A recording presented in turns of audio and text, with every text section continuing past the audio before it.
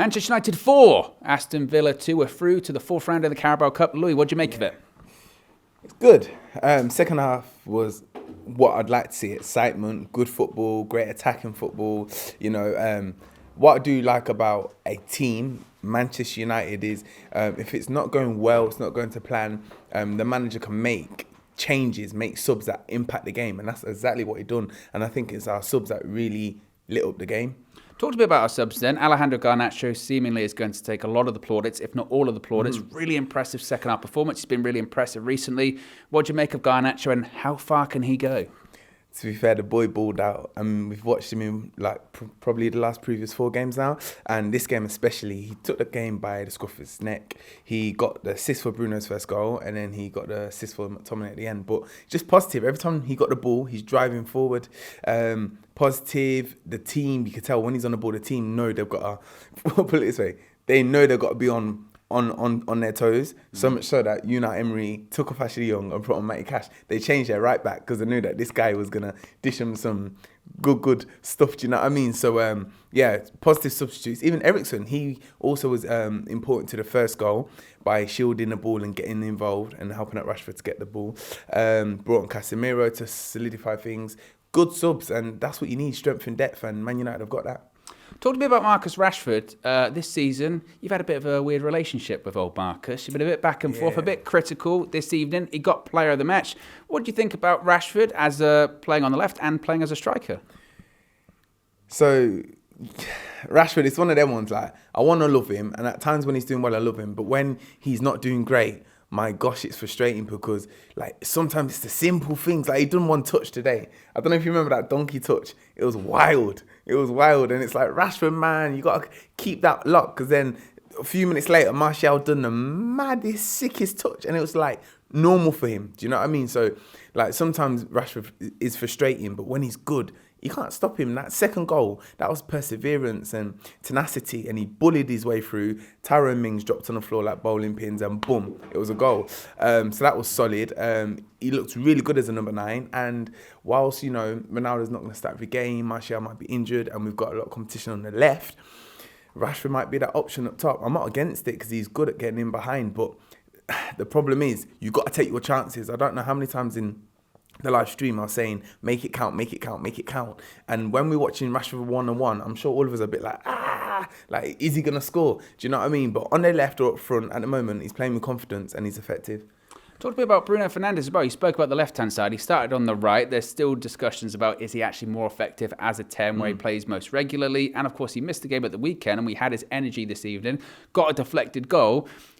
It's tonight and I guess the weekend as well, an example of actually, if Bruno's not involved, we really do miss him. Do you know, Bruno is everything at the moment. I think in the first couple of minutes, he was clearing the ball from right back. Do you know what I mean? Then he was running to the halfway line to try and get a ball over the top. His energy is so infectious, and we missed that on Sunday against Villa. Today, he's back in the squad, and we saw the energy. You have to keep up with him. You can't afford to be slacking because he's a leader. He is our captain. He will vocally pull it on you. I know I said he's our captain. He's not physically our captain at the moment, but he will be soon because it's only a matter of time. Man United, Ten Hag can see that Man United play better with him as the captain, the one who can make decisions and influence people on the pitch. And before we know it, he will be the captain. But yeah, Bruno is very, very important, and he's playing on the right.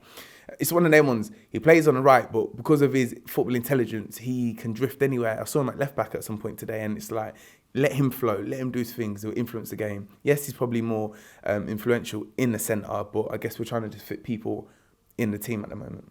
You spoke about Bruno being our captain. Let's talk about our actual legitimate captain at the moment, Harry Maguire. That reaction probably says it all.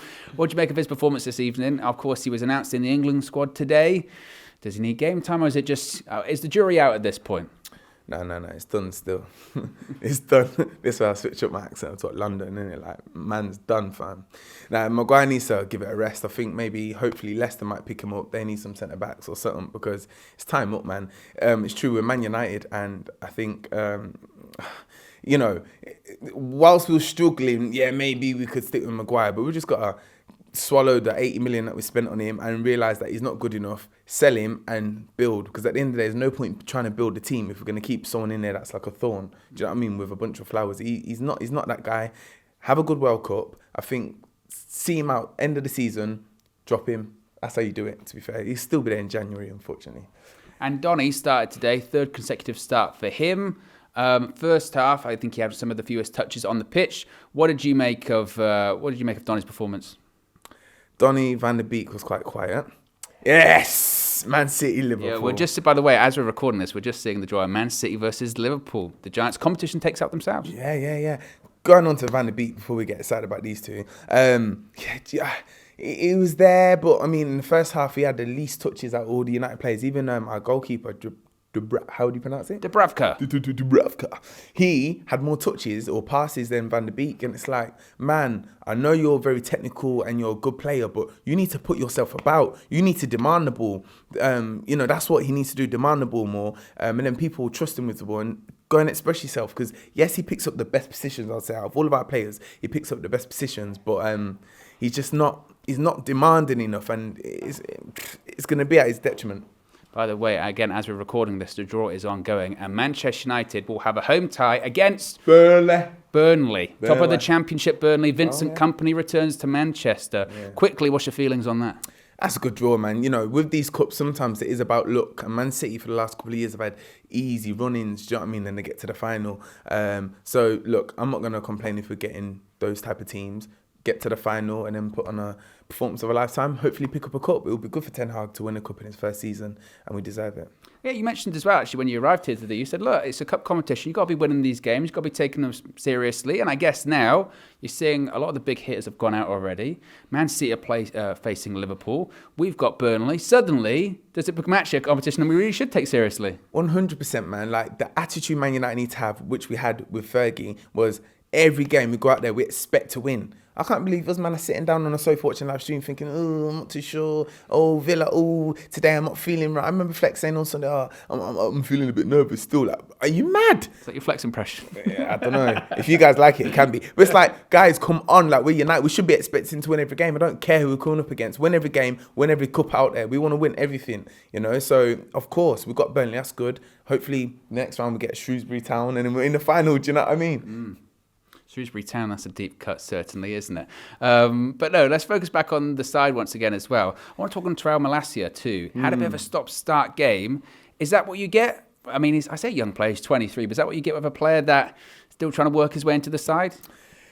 With Malacia, I'm actually intrigued to know what Ten Hag's tactics are, because a lot of the time Malacia finds himself out of position. I know he's very good in the centre of midfield, like with the ball, holding possession, passing and moving. But as a fullback, I want to see him bombing up and down, and he finds himself out of position. You know, maybe you could say the first goal came from him being out of position, or the second one, if I remember right, the cross from Ashley Young. We ain't got Dalot on Sunday against Fulham. Malacia is probably going to be at right back. He needs a bit more time. A bit more time, and finally we're going to win it. Win the cup? Yeah. Hell yeah. There you go. Hell yeah.